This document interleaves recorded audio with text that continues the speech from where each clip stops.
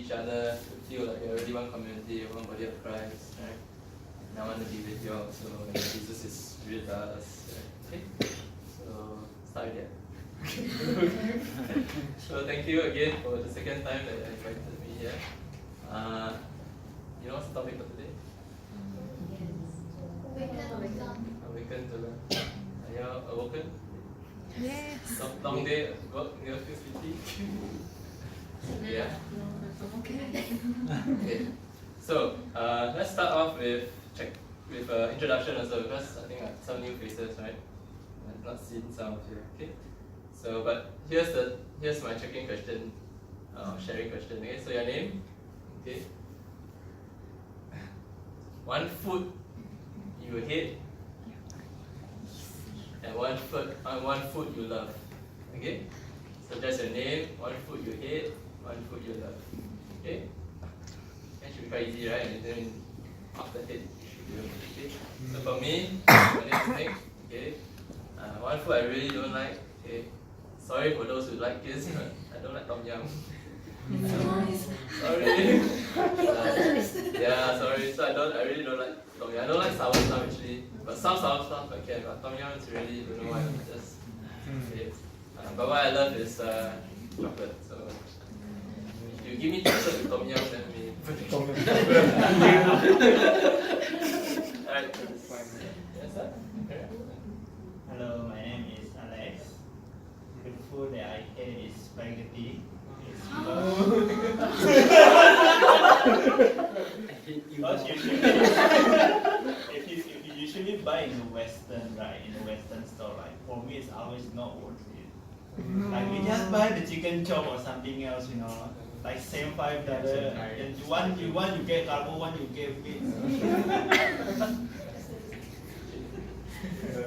The food that I like is everything in the mixed rice because it's cheap one.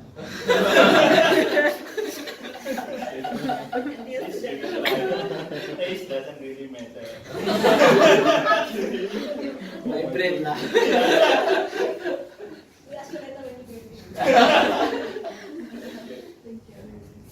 So my name is Kevin.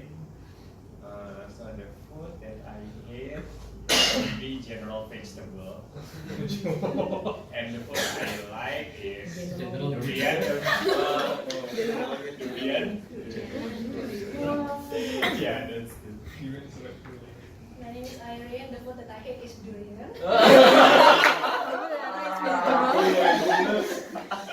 food that I like is crab. Hi, I'm Greg. The food that I hate, that oily and food that too oily, too greasy. Food that I like, something more. Actually, I like raw food actually. Hi, my name is Kitty. The food that I don't like, actually, I like everything, but I don't like the repetitive food for more than 3 days. I prefer fasting rather than eat the same thing. General. So my favorite food is sashimi. My name is Agatha. The food I don't like is insects, dog egg. Number 5 really what I don't like. So what I like is veggie and nasa. Have you tried the insect before? No. How do you know you don't? Because I can't find something I don't like, so I find something that I don't like. Correct. Hi, my name is Evelyn. The food I don't like is frog. Sweet taste. And what I like is padang food. Padang spice.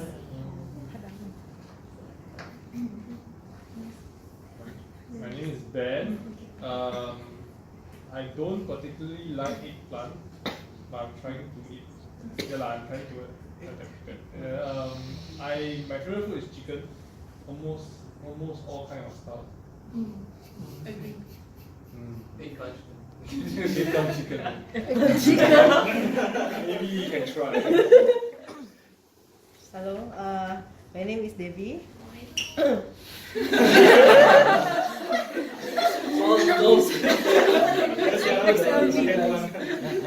Okay, the food that I don't like is ginger, except ginger chicken. Okay, so my favorite food is xiao long bao, dumplings, and all derivatives of that. Yeah, and I don't eat the ginger. I mean, I don't eat the xiao long bao with the ginger. I'm Reta. The food that I don't like is Indian food. Except, I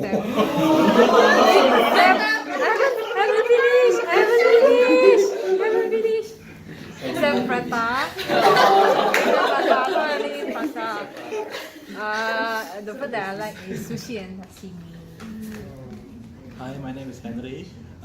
The food that I try to avoid is something that is way too spicy because I will sweat a lot and I will not be able to taste anything else after that. And then the food that I like is something more to the meat, especially like beef steak. Very nice.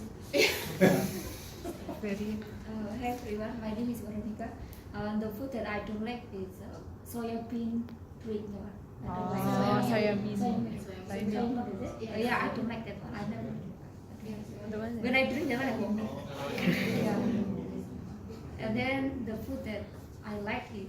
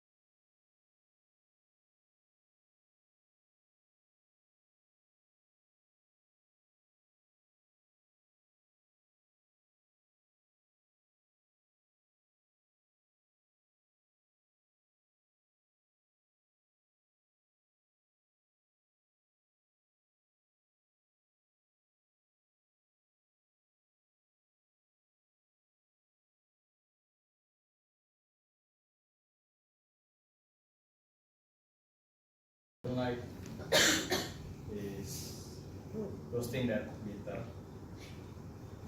Life is already bitter. Because life is already bitter. The food that I like, actually, one of the struggles that I have is choosing what to eat. So we always have a debate.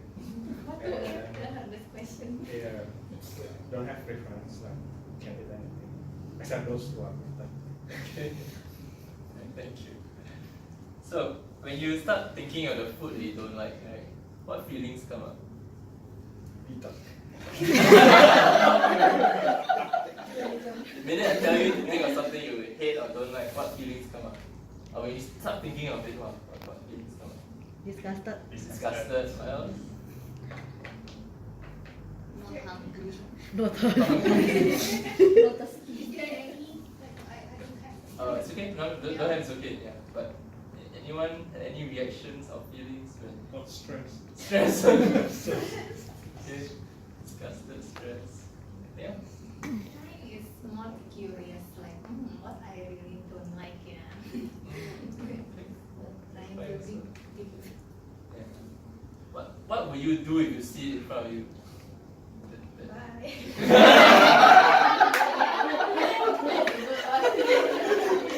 If I told everyone to bring their favorite food here, some people will leave the room. Okay, what else do you do if you see the food that you don't like or hate? Let it be. Throw it. I didn't let it be. Let others Let do. others do. Yeah. Challenge myself. Notification. Okay. How about the other way around? The food that you love, when you start thinking about it, what your feelings come up?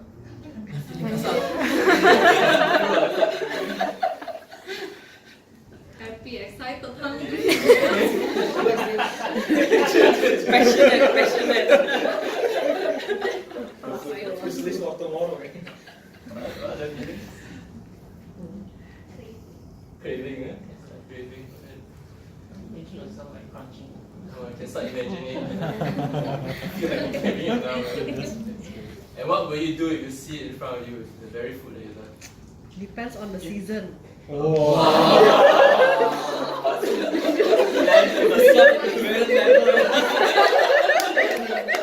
Christmas season different. Then you fasting. Because if it's land, I will give up eating xiaolong bao. So yeah. Not that, no? Ordinary time. Ordinary time. Ordinary time. What will you do? If you see it far away from you, run to it. So that's what you all said. Okay, remember your responses. I got a second challenge now. Okay?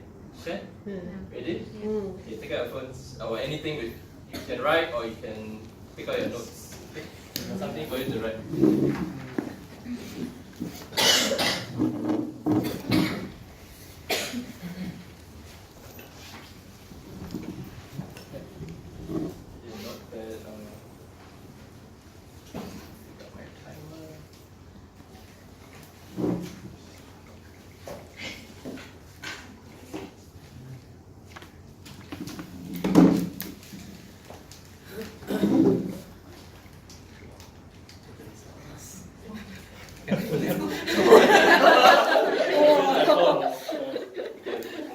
Alright, so, okay, I'll have something. Okay, so in 1 minute, okay, I want you to type down or write down, or typing, right? Okay, as many things that you hate or don't like about yourself. Like Okay. about About yourself. Okay, ready? You don't like or you like? You don't like. As many things that you don't like about yourself or you hate about yourself. Yeah, just list down as many as you can think of.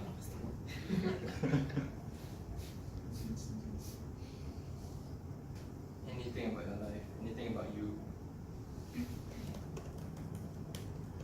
Okay, sorry, anything about you. Okay? Things you don't like about you yourself.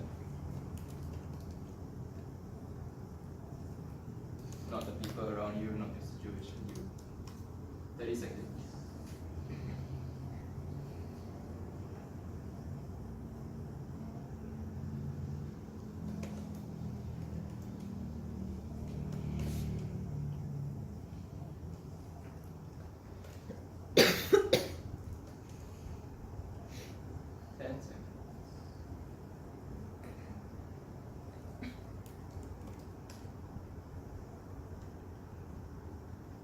Time's up.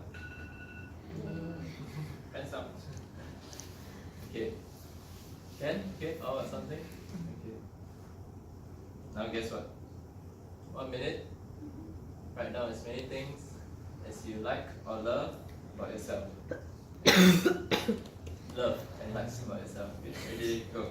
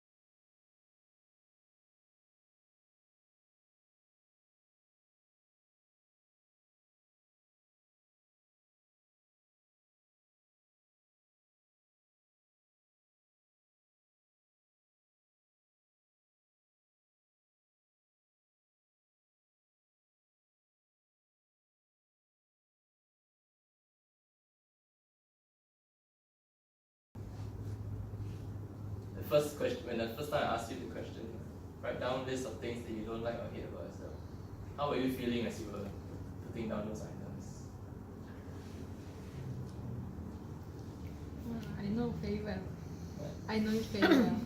You know it very well, right? It's almost like can just right? Alright, what else?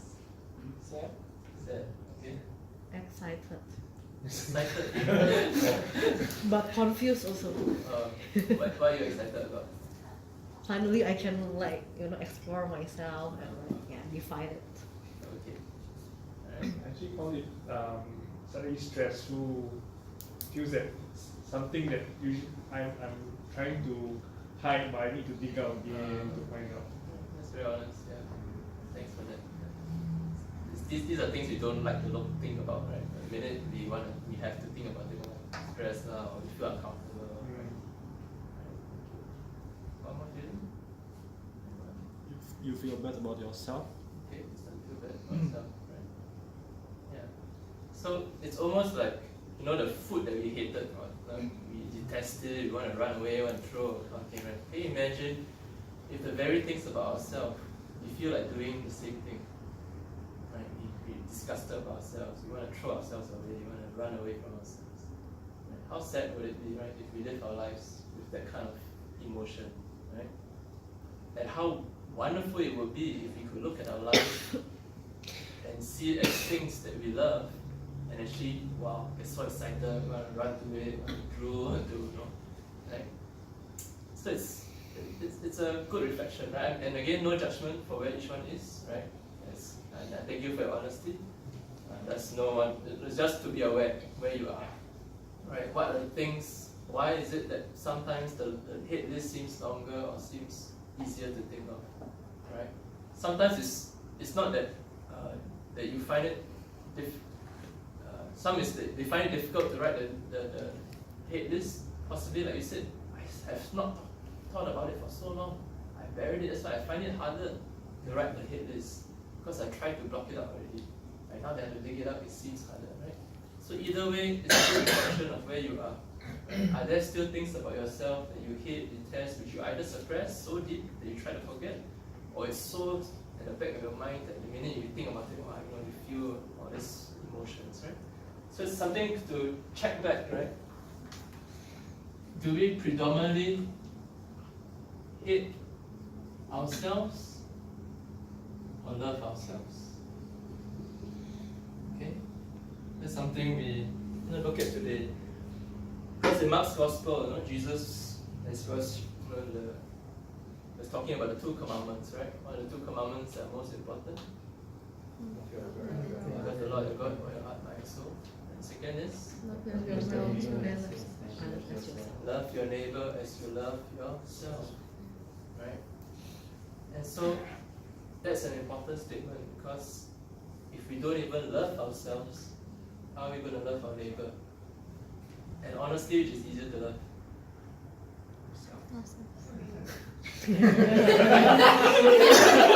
No judgment. How about the rest? Who finds it easier to love others? Let's be honest. Yeah. It's easier to love or some for many, or doesn't matter, but there are some occasions that loving others seems easier than loving myself.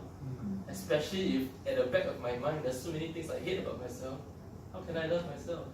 Right? And so I rather, in order to not look at the things I hate about myself, I distract myself by loving others. Oh, okay, I give you, just to escape from having to think about whether or not I love myself. Right? But this second commandment challenges us. That how can we love one another if we don't even love ourselves? The scarier thing is this: if we don't love ourselves as how we should, and there's a lot of brokenness in us that prevents us from loving ourselves, imagine how we're actually loving others. Is it from a very free, total way, or is it equally broken? Because we can only give what we have. And if my love for myself is broken, then the love I offer others is also equally wounded and broken. Right? So today we want to really look about this. how are we loving ourselves? How are we truly that the first person actually we ought to love, right? Apart from God, and before we start loving others, love ourselves. And we're going to explore a bit more what makes us start to hate ourselves. What are the things and the reasons that make us hate ourselves? I don't think we were born to hate ourselves. I don't think that was God's plan. But what happened in our lives that start to create this long list of things we hate about ourselves, which prevent us from actually loving ourselves more and rushing to ourselves and say, oh, I love you. Right? I wish we could do that. Every wake up in the morning, oh, Nicholas, I love you. When you start doing that, you tell me that my top. So, I'm going to introduce to you two types of life that all of us can live under. Okay? We can either live out of, what's this word? Scarcity. Scarcity. You know what that means? Scarcity. Lacking. Right? Lacking. I would actually term this as never enough. What's the song? Yeah. How do you sing it? Okay, I'm not. Greatest Showman, right? But the life of scarcity is that there is never enough. Right? I always want more. I don't have enough. There's never enough, and I want to keep looking for more. And I want to propose that one of the biggest reasons why we keep hating ourselves, right, or why we hate ourselves more than we should love ourselves, is because many of us live out of scarcity. Right? And the most classic example, I want to bring you back to Genesis. The most classic example of what it means to live out of scarcity is Adam and Eve. And it's a very ironic story, a classic story. Right? Adam and Eve, God planted them in the Garden of Eden. They can eat the fruit from any other tree, except how many? One. Just one. Just one tree they're not supposed to eat from. Right? They had abundance. They had so much wealth.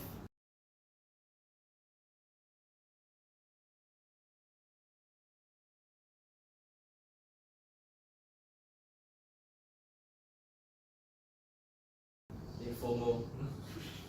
They fear of missing out. And they feel like there's not enough. I want that one tree, that fruit from that one tree that I can't eat. That scarcity makes them look at that one fruit that they can't eat as, I must have it. Because to not have it seems like I'm losing out, or that I haven't got enough. Right? And that's the irony, right? They had everything else for them, but just because of that one fruit that they couldn't eat, they thought that there was something missing. And what happened to them? They started to grab. Right? So scarcity, or in the feeling of never enough, it makes us grab. Right? You ever seen people without food, right? They're hungry, and some people throw food and they want to grab all the food, right? See those very poor people, scavengers, unfortunately are really hungry and dying, and the minute you just throw something, they scamper and they grab. And that's the life of scarcity, right? But the classic example of that shows that even when you have so much, you can still be living in scarcity. Because you keep thinking you need more, you keep grabbing, right? And so, because of the first parent's sin of grabbing, of living out of scarcity, of thinking that there's not enough, just because of that one thing they cannot eat, this thing that's not enough, the rest of our society, our human race, continues to live in that scarcity, right? And one example of this is that, have you ever thought to yourself, right? Words like, I'm never enough, I'm not pretty enough, I'm not handsome enough, I'm not perfect enough, I'm not thin enough, I'm not good enough in this, I'm not, Have you ever said these words before from young, right?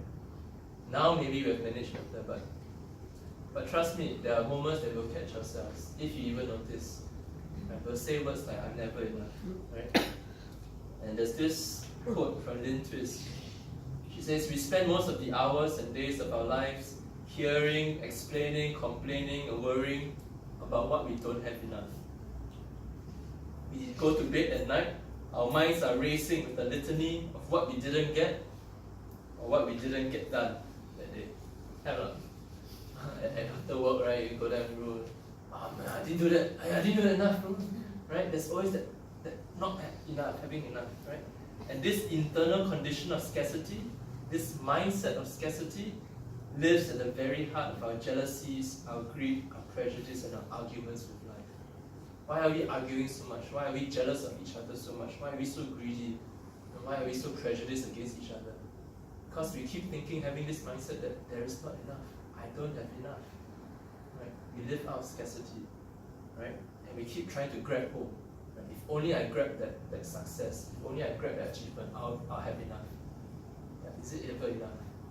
Right? The more we have, the more we want. Right? And so our whole lives, and it can be even spiritual things, spiritual achievements. I must every day go for Mass. The minute I miss Mass, not enough. I didn't get enough blessings. It's so subtle. So reflect a bit deeper, right? There are many ways this life of scarcity can creep into our lives, right? Because we keep grabbing the things that we need and we want, right?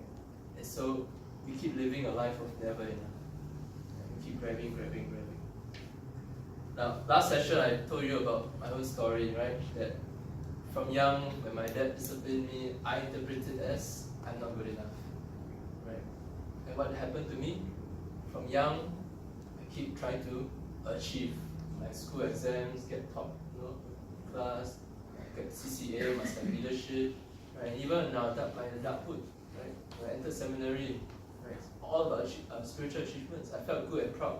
I like Bishop, every morning 1 hour in the adoration room, right? I felt so proud. I felt like, oh, not bad. I was model seminarian, right? I didn't know I was just trying to grab hold of something to make myself feel better. Because I was living out of scarcity. I keep thinking inside of me that I was never enough. And I needed to prove myself, and I needed to keep grabbing. Right? All my social media posts, or how many likes for that, the more I have, I feel good. Don't have only, must post something better, So I keep grabbing. Right? And that never made me feel good. Right? No matter how many things I could grab. Even just one day of a post that were 100 over likes. How short-lived was that happiness, right?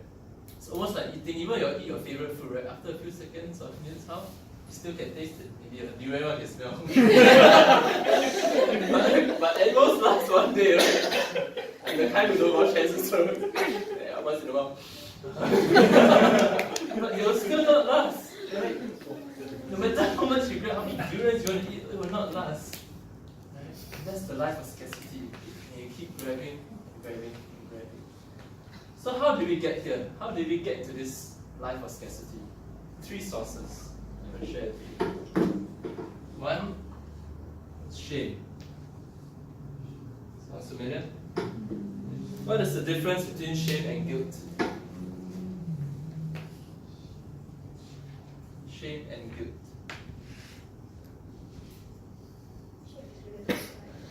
Shame is related to pride, okay? And guilt?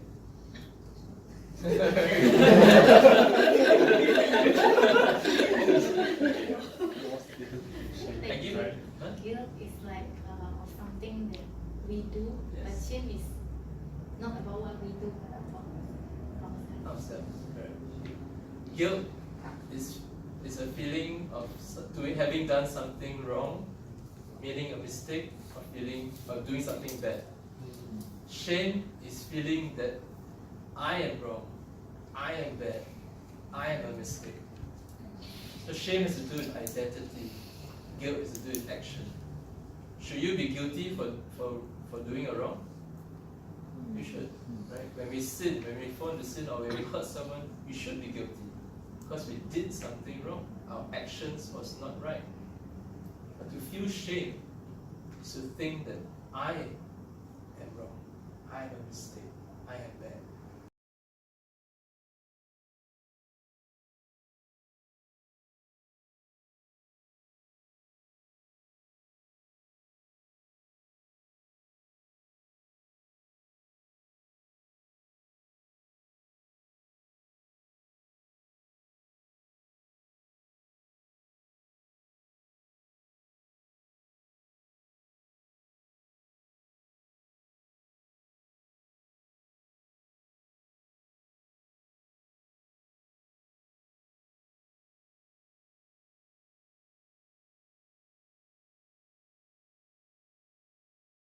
that feeling or with that mentality from young. The minute our parents punish us, our teachers scold us, and I'm sure they all did it with the best of intentions, right? They're just trying to discipline, trying to love us, trying to help us. And they were trying to discipline our actions. They were trying to say, do better, right? Nowhere were they trying to say anything about who we are. But from young, I told you, as kids, we are keen observers, but poor interpreters. Right? We're sensitive to words and actions, but we don't know how to interpret it the right way. So when people scold us, people discipline us, we as kids will interpret as, I'm not good enough, I'm a bad kid. And that brings about shame. So from young, we already grew up in shame. From young, we already keep thinking that I'm not good enough, I'm a lousy kid. Right? For myself, from primary 1 onwards, every time I report card, the teacher will write without fail, too quiet in class, need to speak up more. And every other year in primary school, you can identify, thank you, right? And I used to get so upset, right? Like, there again, until I started to think, what's wrong with me? Why can't I talk more, right? And I felt ashamed of being too quiet. I felt lousy about being such a bad kid. And the teacher meant well, right? It's just trying to encourage me, but the way she was done, unfortunately, made me feel lousy, made me feel ashamed, right? And so, this is such a subtle but very powerful force that creates this scarcity in us. Because we feel I'm not good, I need to keep grabbing things to make myself feel better. I need to grab to achievements, because I can't change myself. Somehow, with all the things that I've done wrong, I think as I'm lousy. So what do I have to do to make myself feel better? To cling on and grab external things. Put makeup, clothes, status, achievements, just put on, put up. That's how the false self comes out, last session I told you. We cover ourselves with so much things that we can't even recognize ourselves. But it's supposed to make us feel better because we think that we are not good enough. So shame is a very powerful force. The second thing that leads us to living a life of scarcity is comparison. Right? From young already, why that boy do better than me in maths, and my classmate didn't. Right? We keep comparing from young, right? Either we compare amongst ourselves up here, the one can do better than me, this and that, or our parents say, why are you so stupid? Why you can't be like your neighbor's son or daughter? I don't know if you experienced this, no? So we keep getting compared. Right? And everyone keeps meaning well to encourage us, but what it really tells us is that you're so lousy. You're not good enough. You can't be like someone else. And so what do we do when we think that we are not as good as the other, when we compare? We try to grab. Okay, I must achieve, I must become like that person, I must do as well as that person, I must try and find a way to become pretty as that person or to succeed as that person. Grab. Comparison, right? It's one thing that keeps us in scarcity. Next thing, I myself also, and trust me, it's not from young also, it's not just in young. As a seminarian, right? Whenever I see some priest preach better or give session better, I also had a jealousy. It's like, wow, the priest, why, if only I can be like him, if only I can be. And it's as subtle as that. Even in ministry, I don't know how many of you catch yourself, wow, this praise and worship, this guitarist can play so well, wow, if only I can be like him. Wow, this singer sings so well, if only I can sing as well. It's so subtle. The minute you start comparing yourself to another, you're feeling inferior, you're living out of scarcity.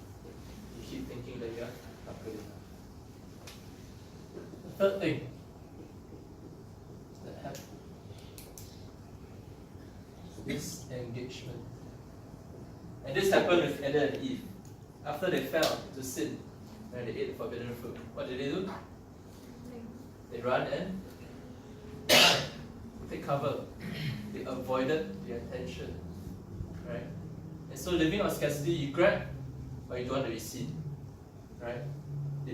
Adam and Eve became disengaged. They wanted to run away from their mistake. Right? Because what happens? They don't want to be seen to have failed. So they hide. Right? No one wants to be seen a failure. Right? And what happens because of the fear of failure? They stop trying again. Right? Same with Judas. The minute he found out or he realized his mistake, ran, couldn't take it, hung himself. He couldn't accept his failure. Whereas for Peter, he was able to fall and still come back up and reconcile. So when we live in scarcity, we don't want to try again. We give up hope. We think that that's it. I run, I hide. I don't want to engage life anymore because it's too difficult. I'm not good enough. I can't be what I'm supposed to be. So I run and hide. And we find it easier to stay quiet, to hide away, right? And this also happens whenever we find ourselves afraid to share our lives, our stories, our realities, and even our struggles.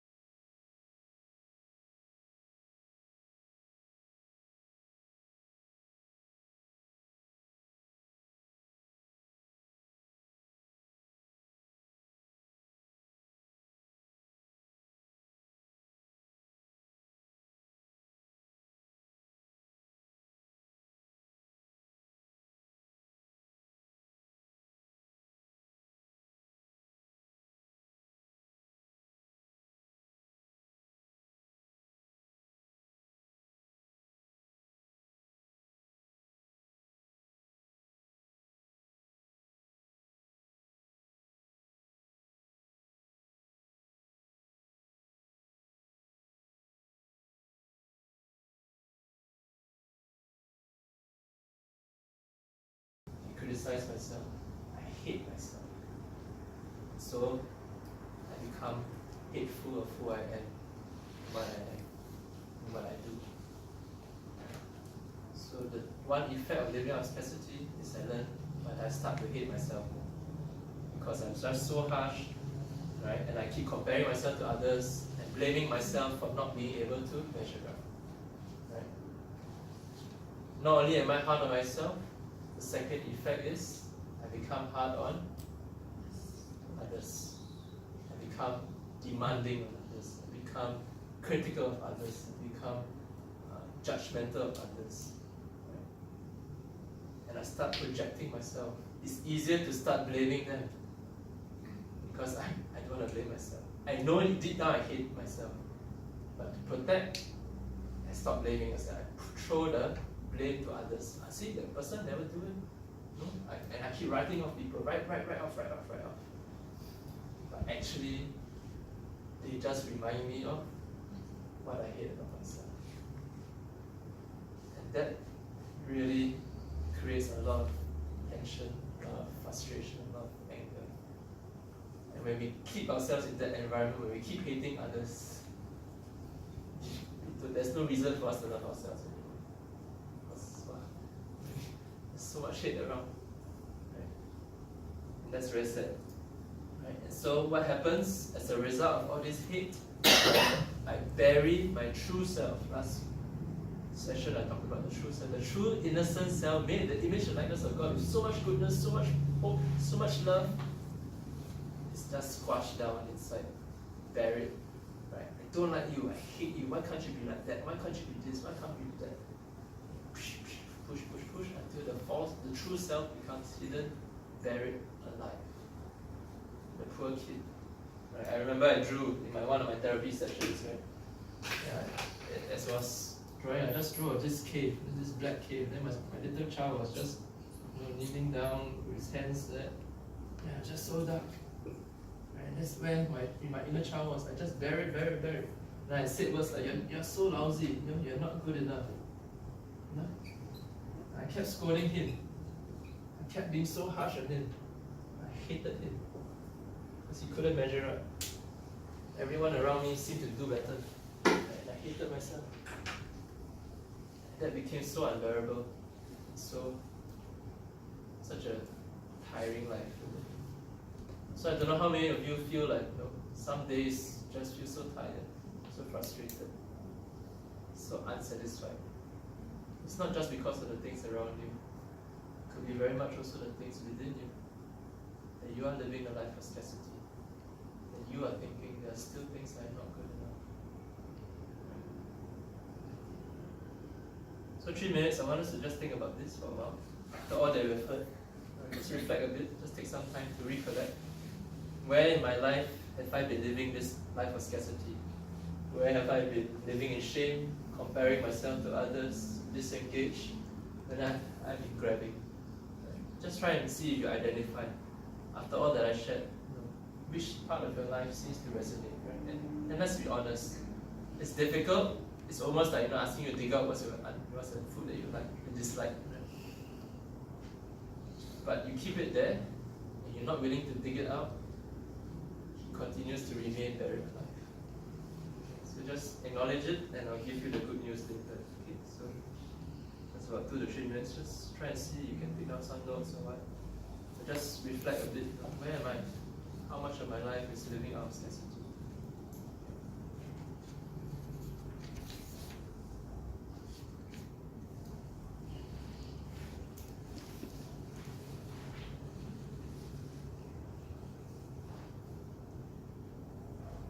Any questions actually, sorry?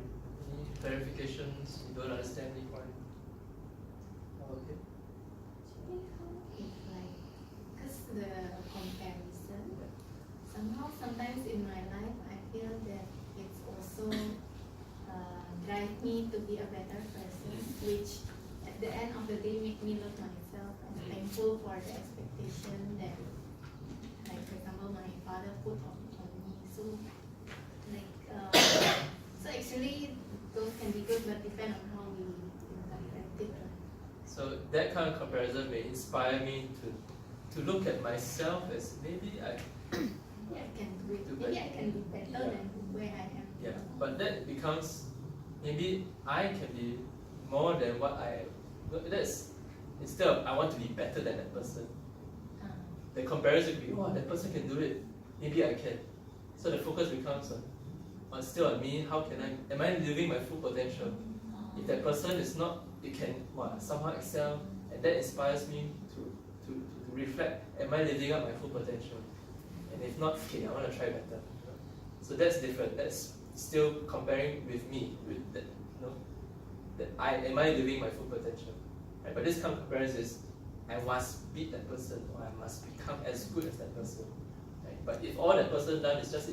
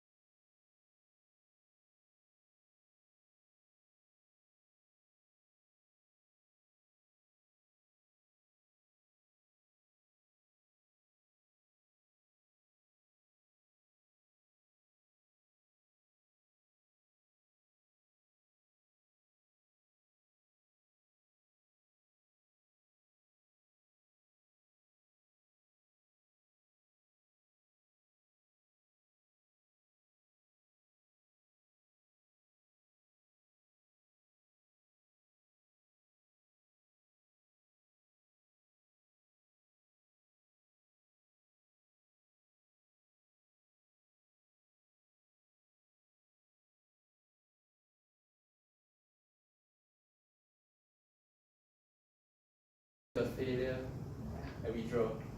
I become disengaged from the world, disengaged from people. I don't want to share my story, I don't want to face up, I don't want to show up.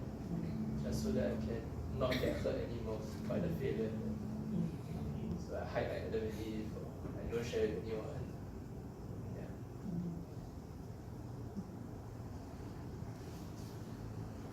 So you will say in second session there is other resource for this, right? Second part of today. Yeah.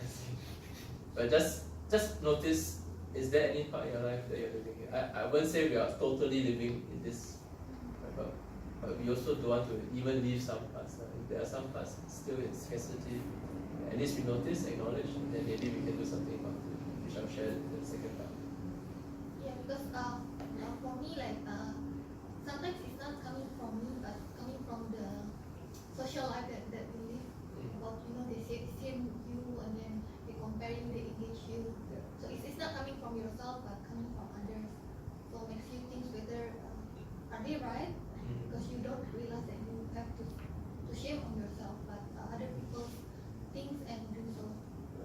So it's a question of whether do you believe in what they say, or do you allow what they say to take a hold of you, right? So they can say all they want, but the freedom of choice and responsibility is in you, is in us. We choose freely whether to believe in what they say, take what they say, or just say, okay, you say this, but I don't believe you, thank you, and let go. So we don't we allow that shame to get a hold of us. But if we do, we take to heart what their words are, and we start to think, yeah, maybe I'm not good enough, then the shame grips on us.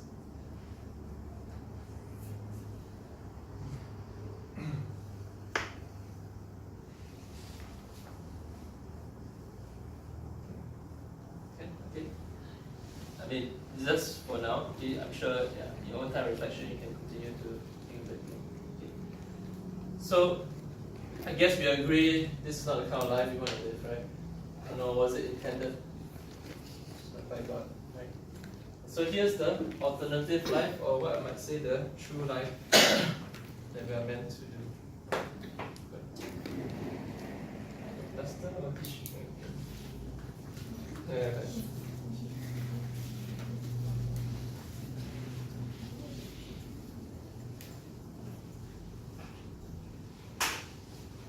So instead of living out of scarcity, we want to live out of guess. Abundance. Really? Okay. I'm gonna shock you now.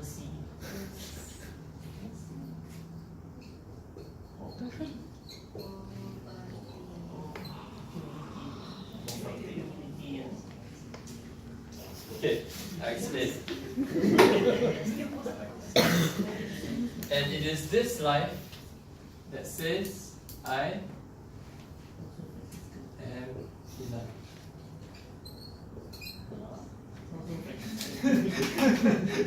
Okay, so let me explain. Sounds ironical, right? I'm poor, but I'm enough. Huh? Make sense? Why? Because you don't need anything else. Okay. God's kingdom is a culture of poverty. Jesus says, blessed are the poor in spirit, theirs is the kingdom of God. Jesus did not cling to his divinity, but emptied himself to take on the form of a servant. The kingdom of God is for those who are poor in spirit. Jesus himself lifted out, became a model for us by becoming poor for our sake. Right? And I want you to understand that instead of grabbing, one who lives in poverty lives by receiving. That means I don't grab hold of what I want. I live in poverty, I just receive. Right? And Adam and Eve were created to receive. You have every other fruit of every other tree except this one. You could have just received all the other how many fruit and just that one. It's okay lah. No, I didn't give you that. Okay, I given you so much already. You still, I said I just don't want to give you that one. Right? No rightful beggar, you give me $1 million, right?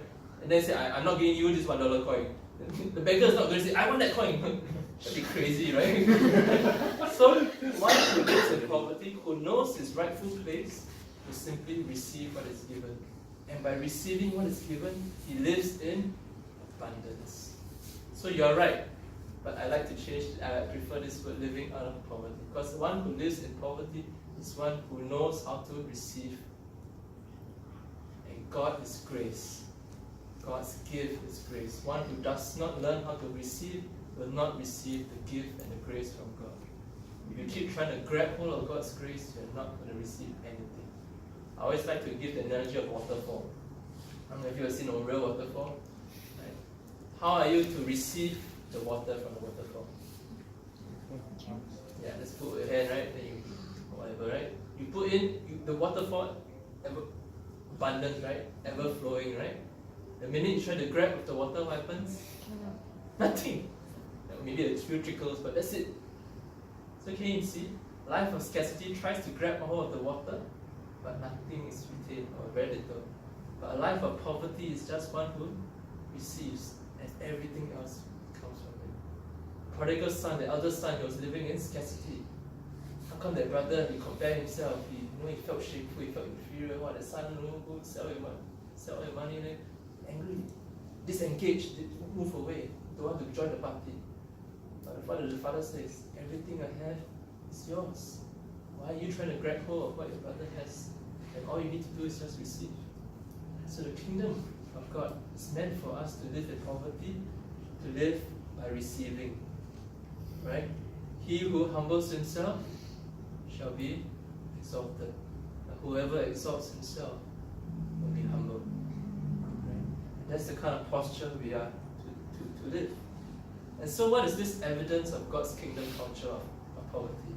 How do we know deep within our human beings that we are meant to live in this poverty? I now share with you 7 basic needs of a human person. Okay? These are 7 basic needs. Okay? Every person who lives in poverty is meant to receive this from God. First, self-value. What determines our value? How many likes? How many MBA you have? I don't know. How many doctorates or whatever? What determines your value? Is that what you do? So what is your what determines your value? Or who determines your value? Your identity. Okay, so who gave you the value? God. Right? You know the painting Mona Lisa, right? It's worth hundreds of millions of dollars, right? Did the painting do anything to have that worth? What gave the painting its worth? The artist, the Da Vinci. Our worth doesn't come from our own efforts. Our worth comes from our Creator. And not only did He just create us as an artwork, He created us in His image and likeness. We are worth as much as Him. Infinite, divine. Our self-value, if we only receive from the Father, is limitless. We are precious in His sight, fearfully and wonderfully made. So the basic need of every human person is to know, believe, and live out that self-value given by the Father, that I am enough. I was made enough. I was made not out of scarcity. I was made out of abundance. But if only I receive that abundance in poverty. You get what I mean? Okay? Second thing, security. Where do we get our security from in life? By our bonds, our shares. Where do we get our security? CPF.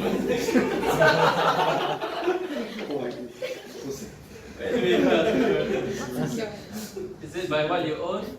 Is it by what you possess? Is it a house? Whether is it 99 Ds? And is that security? What we base our security on? So what do we base our security on? On God. Right? We base the security on who I am before God. Right? Why do you worry about tomorrow? Today is not worries of this world. Right? If the Father knows, He can count every single strand of your hair. Why do you worry? The security is in Him. He provides. He can clothe the flowers in His. Why are you so afraid that He's not going to provide for you? Our security relies on Him. If only we just receive from the providence of His grace. And every human person needs to have the security in God, in receiving the fullness and the providence of God. Third thing.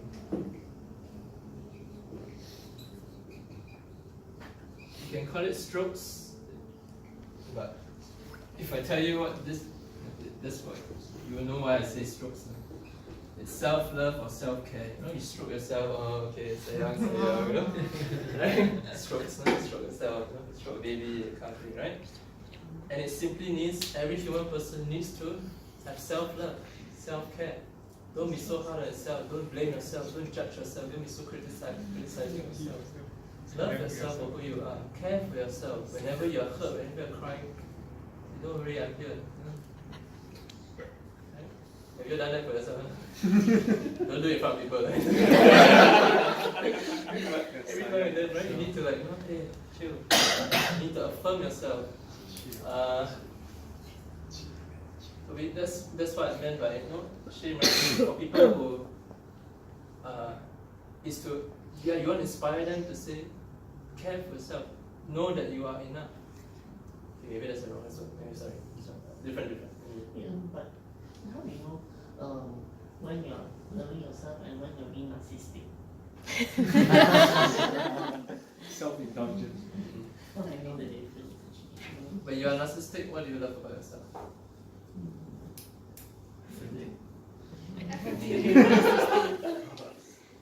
What I do. What you do? Your looks, Right, so there's a difference between loving yourself for your achievements, for everything good that's you, and loving yourself for who you are, your identity. That's the difference. You love yourself because of your identity in Christ, not because of your achievements or what you do, your good looks or anything. That's narcissism. And self-love is to say, I love me for me, because God made me His masterpiece. So I love everything He made me to be. He made me, not what I make myself to be. Narcissist, Mona Lisa says, haha, I'm so, I'm worth so much. Right? Self-love is not. It's Mona Lisa to say to herself, I really love what the Creator did to me. I love the book, the masterpiece that God, another Da Vinci made of. That's loving myself for who my Creator made me. Right? So it's to affirm myself.